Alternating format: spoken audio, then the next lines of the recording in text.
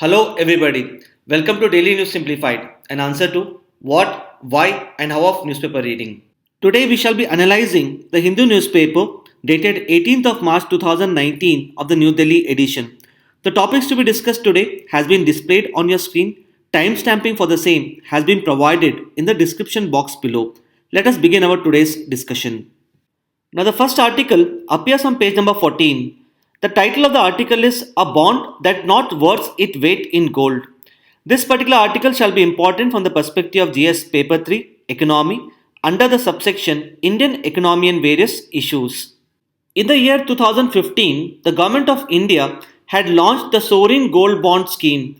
This particular scheme was launched in order to avoid the import of gold into India.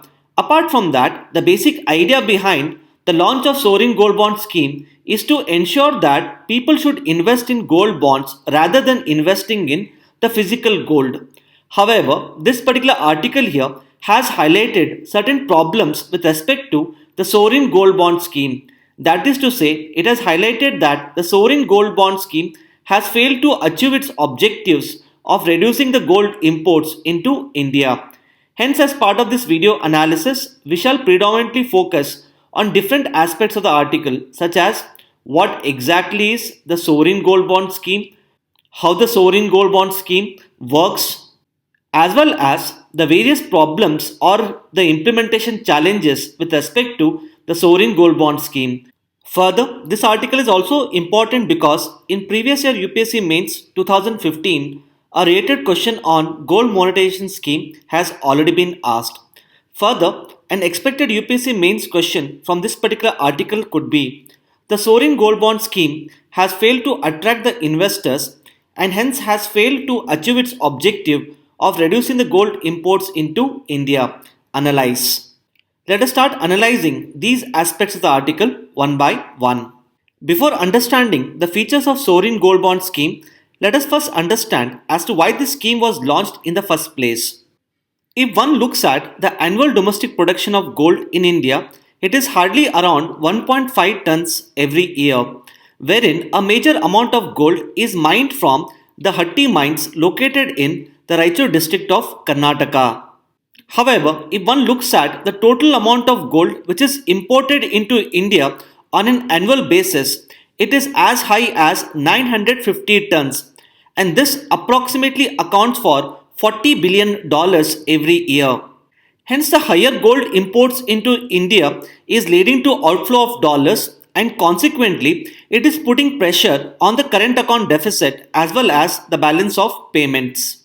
Hence, in order to reduce the gold imports into India, the Government of India launched the Sovereign Gold Bond Scheme in the year 2015. Now, the Sovereign Gold Bond Scheme was part of the gold monetization scheme. In this regard, let us understand as to what exactly are the sovereign gold bonds. Now, all of you must have heard about the government bonds. Now, government bonds can be considered to be a form of financial instruments which can be used by the investors in order to make optimum amount of returns. For example, let's say government has issued a government bond whose face value is rupees 100, rate of interest is 10% annual, and the maturity period is 5 years. It essentially means that if you buy this particular government bond, you have invested rupees 100 for a period of 5 years, for which you will get 10% rate of interest every year for a period of 5 years. So if you look at the returns from this particular government bond, first and foremost, you would get rupees 10 for a period of 5 years as a rate of interest.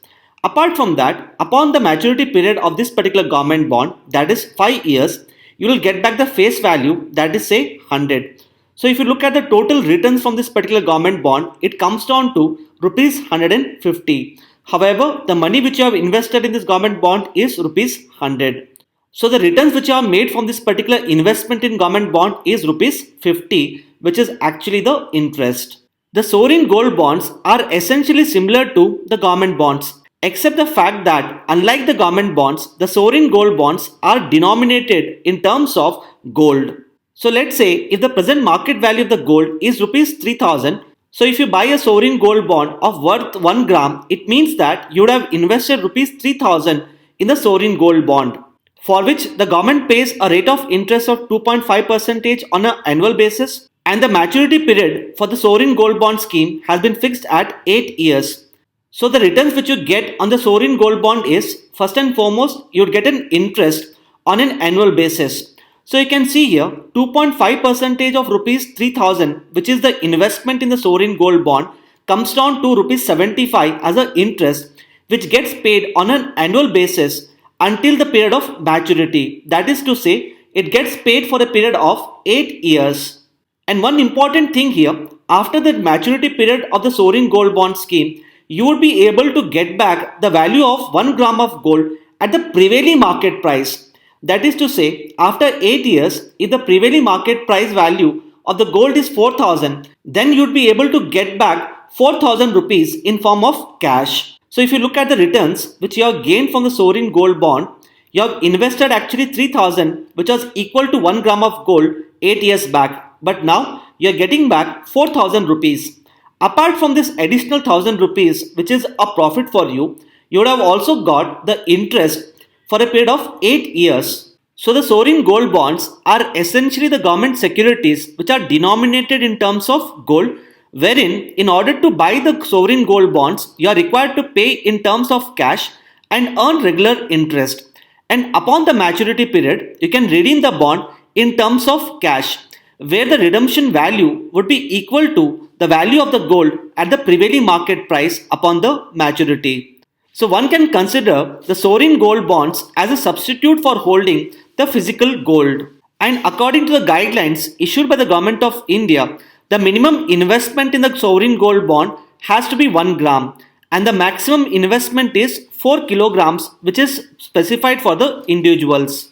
And as discussed, the interest rate on the sovereign gold bond is 2.5 percentage per annum and the maturity period for the sovereign gold bonds is 8 years. Now there are certain advantages of buying the sovereign gold bonds instead of buying the physical gold.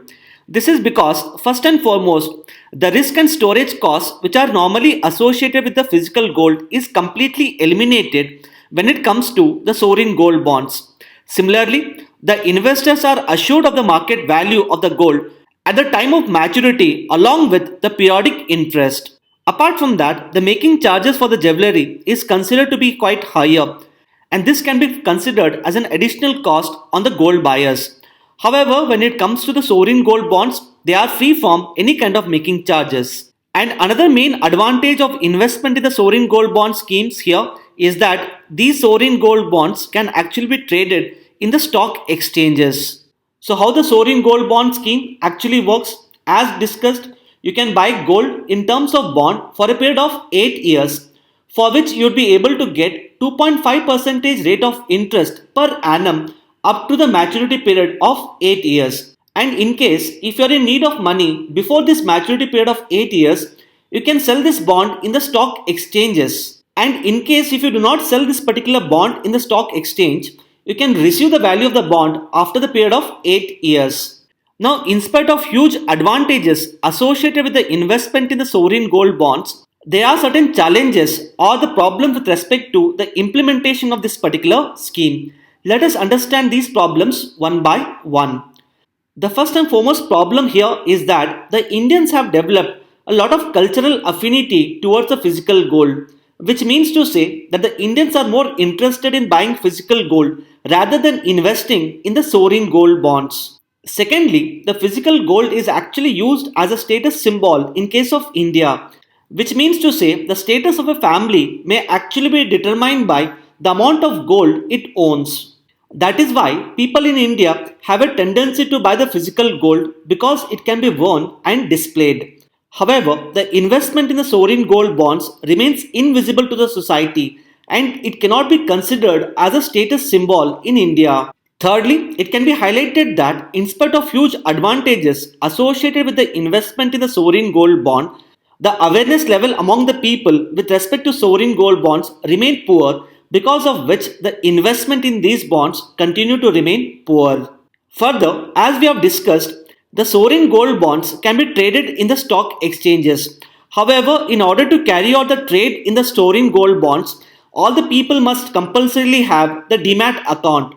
However, if you look at the penetration of the demat accounts in India, it is considered to be quite poor, which is in turn hindering the people from investing in the sovereign gold bonds.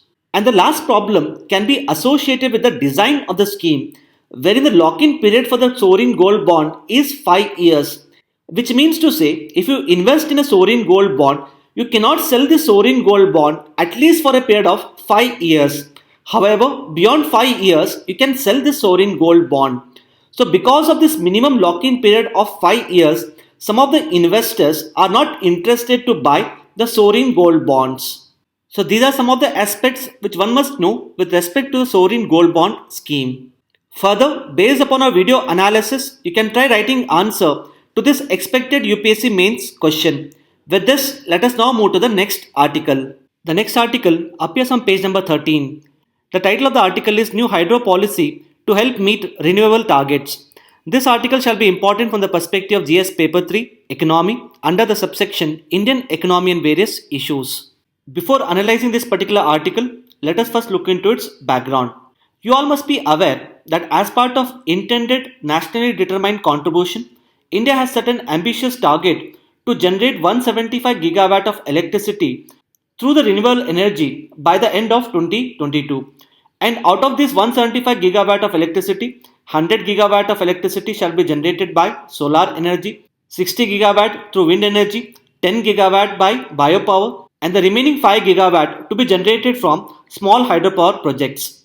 The idea is to ensure that minimum 40% of the electricity which is generated in India should be generated from the renewable energy resources. It is to be noted that presently around 21.2% of the electricity is generated through the renewable energy. Now, in order to meet these INDC targets, the Union Cabinet has recently unveiled the new hydropower policy. Now, under this particular policy, the Union Cabinet has reclassified the larger hydropower projects as renewable energy, and this is expected to help India to meet the INDC targets.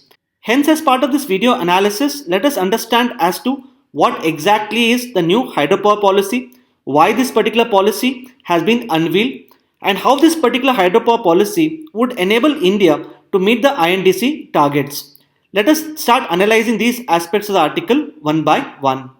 Based upon the amount of electricity generated by the hydropower projects, they are categorized into different types, such as micro, mini, small, and large. Micro hydropower projects generate electricity up to 100 kilowatt. Mini hydropower projects generate electricity from 101 kilowatt to 2 megawatt. The small hydropower projects generate electricity from 2 megawatt to 25 megawatt. On the other hand, the larger hydropower projects are those projects which have the capability to generate more than 25 megawatt of electricity. Now, according to the earlier classification adopted in India, only the micro, mini and small hydropower projects were treated as the renewable energy projects. On the other hand, the larger hydropower projects which have a capacity of greater than 25 megawatt, they were not treated as renewable energy projects. So as discussed, the Union Cabinet has now unveiled the new hydropower policy. Now as part of this new policy, even the larger hydropower projects would be considered as renewable energy projects in India, which means to say all the hydropower projects have been now categorized as renewable energy projects in India. Now how this particular policy would help India in meeting the targets of INDC? Now as per the new classification, the larger hydropower projects would be now included as a separate category under the non-solar renewable purchase obligation. Now what exactly is this renewable purchase obligation? Now under the Central Electricity Act 2003, all the state governments in India are compulsorily required to set up the state electricity regulatory commissions. Now these state electricity regulatory commissions are required to set targets for the discoms in order to purchase a certain amount of their electricity requirements from the renewable energy projects. In other words, a certain percentage of electricity sold by these discoms have to be compulsorily procured from renewable energy projects. Further, you need to note here that RPOs are of mainly two types, that is solar and non-solar, wherein the non-solar RPO basically includes wind as well as biomass. Further, with respect to hydropower, only the smaller hydropower projects were included under the non-solar RPO. However, as per the new policy, even the larger hydropower projects are now included under the non-solar RPO. So because of this new reclassification, the discoms are now required to purchase a certain percentage of the electricity even from the large hydropower projects. And this is expected to help India to meet its renewable energy targets. Now, as discussed, under the RPO, the discoms are compulsorily required to purchase a certain percentage of their electricity from the renewable energy projects. But the question here is, what if the discoms fail to meet the RPO targets?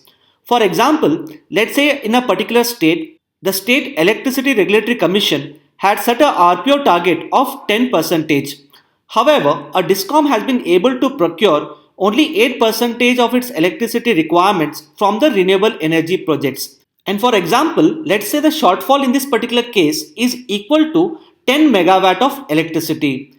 Hence, in order to meet this shortfall target, the discoms can actually purchase renewable energy certificates from the generators of renewable energy projects. Now, purchase of renewable energy certificates would enable the discoms to meet the RPO targets. So, if one looks at the discoms in the states, first and foremost, they are required to purchase a certain percentage of the electricity from the renewable energy projects. And in case if they are not able to meet the targets, then they would be required to purchase the renewable energy certificates. Now, coming to the impact of the new hydropower policy. Now, before the policy was unveiled, the renewable energy resources accounted for almost 75,000 megawatt of electricity. However, after the new policy, wherein the larger hydropower projects are now treated as the renewable energy, the total amount of electricity generation from the renewable sources has now increased to 1.2 lakh megawatt. Apart from that, if one looks at the share of renewable energy in the total amount of electricity generated in India, earlier it was 21.43. However, now it has increased to 34%. And as we have discussed, the target in case of India is 40% of the electricity to be generated from the renewable sources. And apart from the increased share of the renewable energy sources in the energy mix for India, there has been changes with respect to contribution of different renewable energy resources. For example, if one looks at the hydropower projects, before the policy was unveiled, its share was least among all the renewable energy resources. However, after the unveiling of this particular policy, it presently accounts for the highest share among all the renewable energy resources. Further, the share of wind energy, which was earlier around 47%, has now reduced to 29%. Similarly, there has been decrease in the share of biopower as well as the solar power. So the new hydropower policy has not only increased the share of the renewable energy resources in the electricity generation, it has also led to the changes in the share of the different renewable energy resources in India. So these are some of the important aspects which one must know with respect to this particular article. With this, let us now move to the next article. Now the next article appears on page number 7. The title of the article is Second Scorpene Submarine Ready for Induction. This article shall be important mainly from the perspective of prelims under the subsection Current Events of National Importance. Now this particular article here highlights that the Indian Navy is set to induct the second Scorpene submarine, Kandheri. Kandheri is expected to inducted into the Indian Navy by the end of April 2019. Hence, as part of this video analysis, let us understand certain basic details related to the Scorpene submarine project. The Scorpene submarine project is actually a joint project between India and France.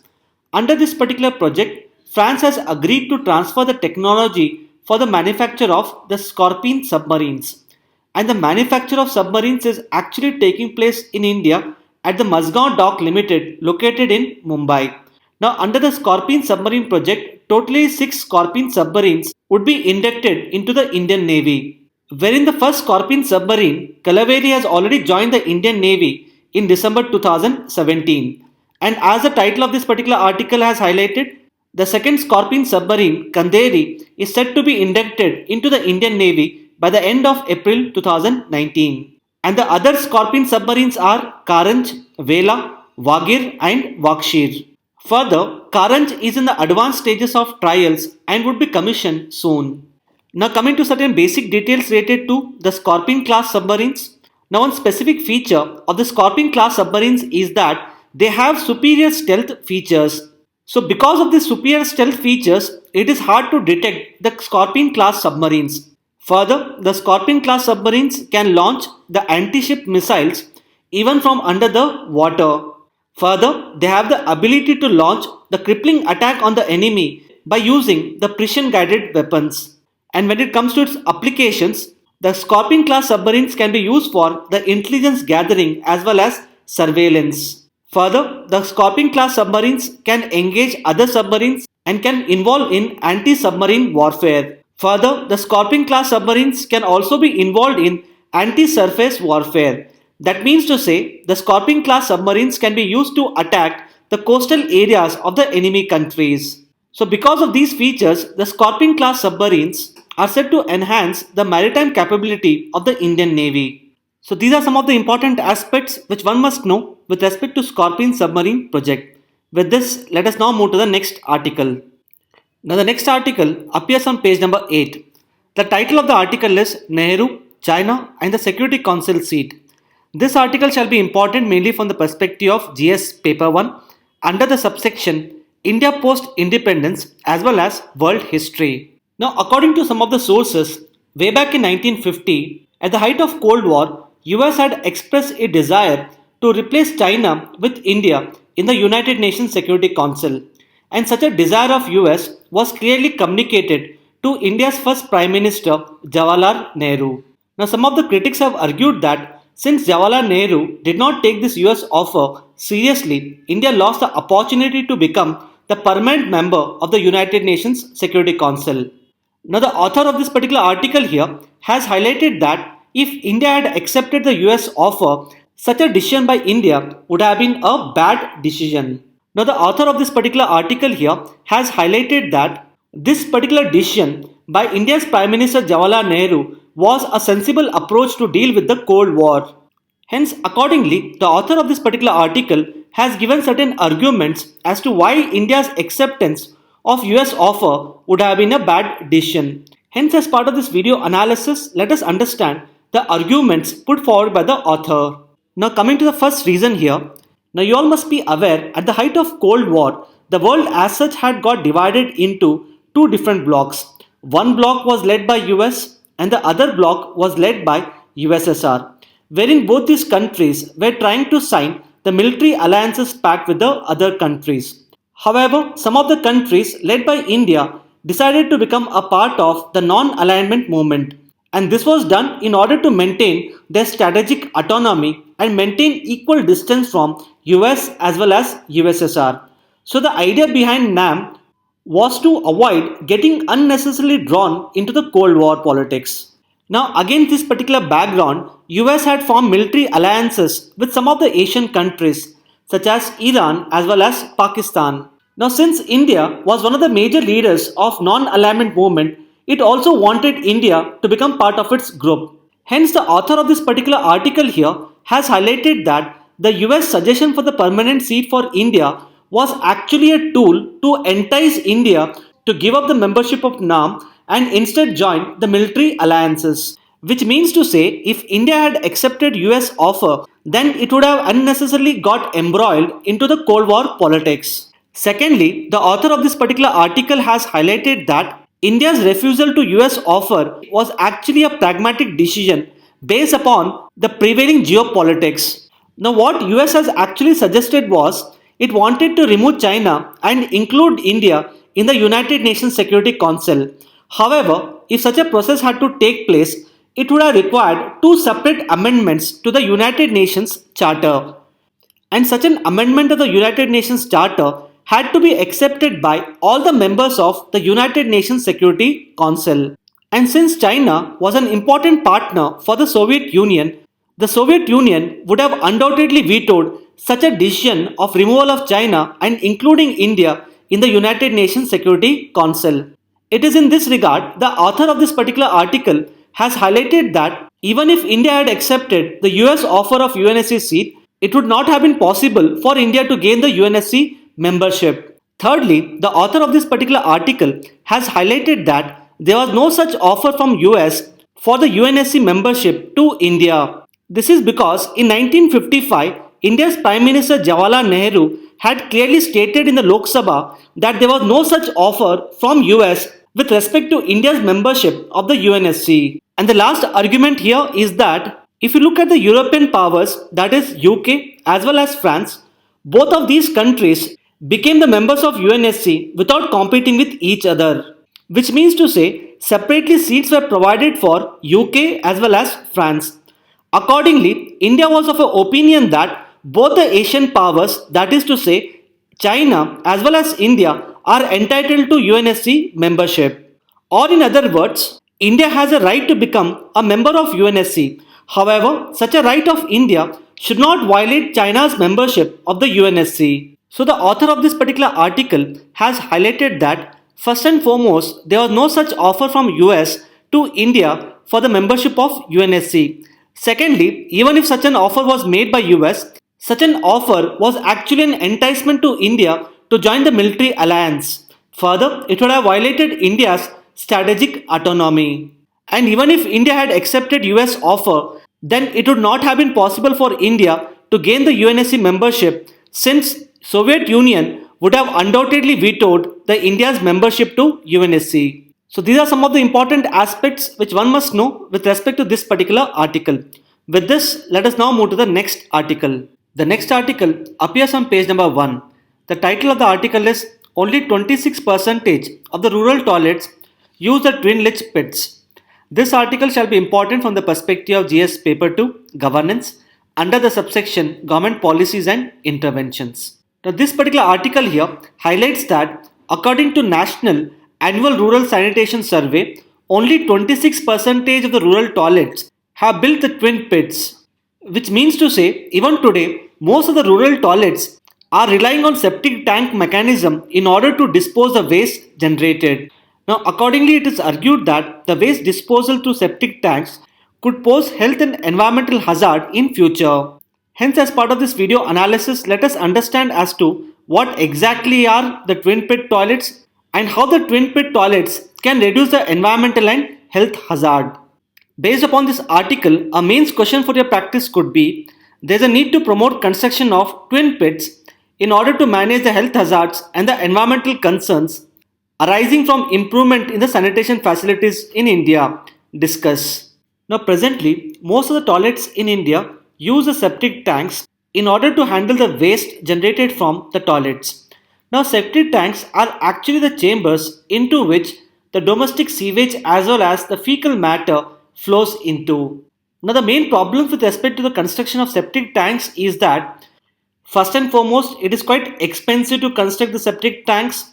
Secondly, once these septic tanks get filled up, they need to be emptied by a special septic tank cleaner, where these septic tank cleaning vehicles actually pump out the fecal matter.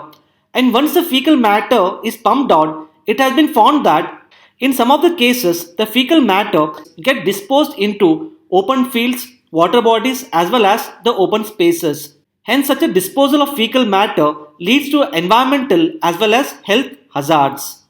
Apart from that, the septic tanks need to be cleaned, and this gives a scope for the employment of the manual scavengers. And as you all must be aware, we have been trying to eradicate the manual scavenging in India.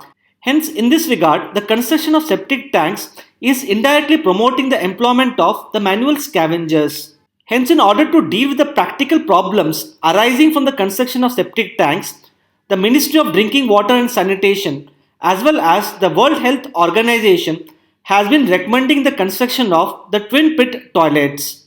Now the twin pit toilets, as the name suggests, essentially involves construction of two pits which are connected to the toilets. Now in a twin pit toilet, the fecal matter is allowed to pass and settle in only one of the pit. And when that particular pit is filled up, the channel to that particular pit is closed and the channel to the second pit is then opened. So the fecal matter which was earlier flowing into first pit now starts flowing into the second pit. Now after 1 year, the fecal content of the first pit turn harmless, and this can in turn be used as the fertilizers or organic manure. So accordingly, when the second pit gets filled up, we can close the channel to the second pit and then we can use the first pit to handle the waste. Now there are certain advantages associated with the twin pit toilet design. First and foremost, it leads to efficient and cost effective waste management. Secondly, it leads to generation of organic manure which can be in turn sold in the market. And more importantly, construction of twin pit toilets avoids the employment of the manual scavengers. So these are some of the important aspects which one must know with respect to this particular article. Further, based upon our video analysis, you can try writing answer to this expected UPSC mains question. With this, let us now move to the next article. The next article appears on page number 13. The title of the article is Norms Soon to Push for Green Power Cables. This article shall be important from the perspective of GS Paper 3, Environment, under the subsection Environmental Pollution. Now, this particular article here highlights that presently in case of India, the electricity transmission cables use lead as a covering. However, this is leading to the environmental hazards. Accordingly, the Ministry of Power is likely to issue norms for the usage of green power cables in India. Hence, as part of this video analysis, let us understand the problems associated with the lead-based electricity transmission cables and what exactly are the green power cables. The lead is used in the electricity transmission cables for the purpose of earthing as well as to prevent the corrosion of the electricity transmission cables, wherein 1 kilometer of electricity transmission cable contains approximately around 8 tons of lead. The one main problem with respect to usage of lead in the electricity transmission cables is that the underground power cables remain buried under the ground. So because of this, the lead from the underground power cables seeps into soil as well as water table, leading to environmental as well as health hazard. This can be seen from the fact that according to World Health Organization, approximately around 440 million people are overexposed to lead poisoning. Hence, in order to address this particular problem, the Ministry of Power has now decided to find an alternative to the lead-based electricity transmission cable. And the alternative which it has suggested is known as the green power cables, which use aluminium instead of lead. This is because aluminium is considered to be more environment friendly as compared to lead. So as the Ministry of Power is set to push for the green power cables, so there is a need to incentivize the manufacturers of the lead-based electricity transmission cables to manufacture the aluminium-based electricity transmission cables. So these are some of the important aspects which one must know with respect to this particular article. With this, let us now move to the next article. Now the next article appears on page number 9. The title of the article is The Urban Question. This article shall be important from the perspective of GS Paper 2, Governance, under the subsection Government Policies and Interventions. The cities in India are grappling with serious issues such as lack of adequate housing, sanitation facilities, lack of employment opportunities, etc. It is because of these reasons it has been stated that the urban dream in India has turned into the urban nightmare. Hence, in order to improve the urban governance framework, some of the civil society organizations in India are deliberating on Citizen Charter of Demands. Now, as part of this particular charter, the civil society organizations are trying to give certain recommendations to the government in order to improve the urban governance framework in India.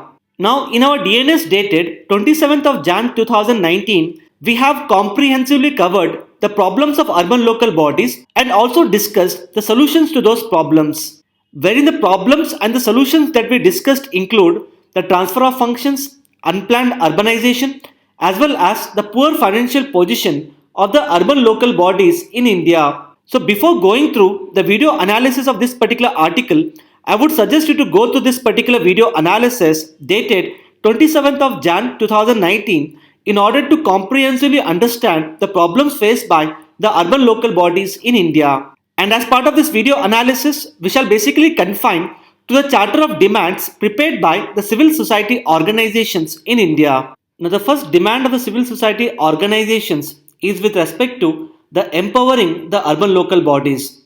And this can be done through the transfer of 3 F's. That is the transfer of functions, finances as well as functionaries. Further, the urban local bodies can also be empowered by focusing on decentralized planning. Now, these aspects of empowering the urban local bodies have been comprehensively been covered in our DNS dated 27th of Jan 2019 as discussed before. Secondly, the Charter of Demands has laid a special emphasis on the people living in the slums. Now, despite the fact that these people occupy 5% of the urban land, they are not involved in the process of planning. And more importantly, these people are actually treated as the encroachers of the government land. Hence, in this regard, the civil society organizations have argued for involving these people in the process of planning. Further, the charter states that housing should be recognized as a right of these people. And lastly, with respect to people living in the slums, the charter states that the government has to adopt the policy of zero eviction. That is to say, the people living in the slums should not be evicted from the slums. Instead, the government has to focus on upgrading basic amenities in the slums. Now, with respect to livelihood for the poor and vulnerable sections, the Charter of Demand states that the poor and vulnerable sections have to be provided with the Universal Social Security Scheme by the Government of India. Further, since most of these people are involved in the informal sector, it is suggested that the government has to fix and implement the minimum wages. And lastly, with respect to financing for the urban areas, now the Charter of Demands has highlighted that the urban areas contribute almost 60% to the India's GDP. However, if one looks at the financing for the urban areas, presently it is hardly 1% of India's GDP. Accordingly, the Charter of Demands has recommended that the financing for the urban areas should at least increase to 5% of India's GDP. So these are some of the important aspects which one must know with respect to this particular article. With this, let us now move to the next article. Now the next article appears on page number 9. The title of the article is "The Problem is Jobs, Not Wages." Now the author of this particular article has highlighted that the Indian economy is presently facing the jobless growth. Hence, in order to address this particular problem, the author has argued for bringing about the economic transformation in India. Now this particular issue of jobless growth has been comprehensively been covered in our DNS dated 13th of Feb 2019. In this particular video analysis, we have covered various aspects such as the need to create jobs in the Indian economy, what kind of jobs have to be created, why should India focus on textile and leather industries, and lastly, the challenges associated with the job creation. Hence, I suggest you to go to this particular DNS dated 13th of Feb 2019 in order to comprehensively understand various issues related to the creation of employment in India. Now, based upon our video analysis, these 4 questions shall be a prelims question for the practice. Please pause this video and try to find answers to these 4 questions. We will be discussing the answers after 5 seconds. The first question here is, consider the following statements related to the renewal purchase obligation policy in India. The first statement here is, under this policy, the DISCOMs are required to purchase a certain percentage of their power requirements from both solar as well as the non-solar renewable energy projects. As we have discussed, this particular statement here is correct.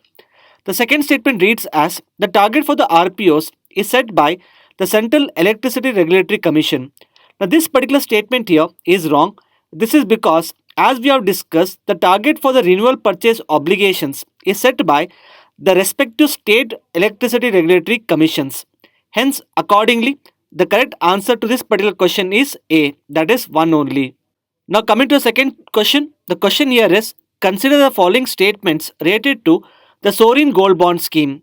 The first statement here is, it has been introduced in order to reduce the import of gold into India. This statement here, as we have discussed, is correct. The second statement reads as, the sovereign gold bonds can be redeemed in terms of gold. Now this particular statement here is wrong. This is because the sovereign gold bonds can be redeemed only in terms of cash and not in terms of gold. The third statement reads as, the sovereign gold bonds are tradable in the secondary market, that is the stock exchanges. And as we have discussed, this statement here is correct. So if you look at the options here, the correct answer to this particular question is C, that is 1 and 3 only. Now coming to the third question here, the question is, Consider the following statements related to the generation of renewable energy in India. The first statement here is the Indian government has set a target to generate 40% of the electricity through renewable energy. Now, as we have discussed, this statement here is correct. The second statement reads as presently the solar energy account for the highest share among the renewable energy resources. Now, this statement here is wrong. This is because presently the hydropower energy accounts for the highest share. The third statement reads as the large hydropower projects are treated as renewable energy in India. Now, as we have discussed, this statement here is correct. This is because, according to the new hydropower policy, the Union Cabinet has declared that even the large hydropower projects would be treated as renewable energy projects in India. So, if you look at the options here, the correct answer to this question is C, that is 193 only. Now, coming to the fourth question, the question here is consider the following statements related to the Scorpene submarine project. The first statement here is it is a joint project of India and Russia. Now, this statement here is wrong. This is because it is a joint project of India and France. The second statement reads as it involves construction of 6 Scorpene class submarines in India. And as we have discussed, this statement here is correct. So, if you look at the options, the correct answer to this question is B, that is 2 only. With this, we have come to end of today's discussion. Now let us look at the question for the day.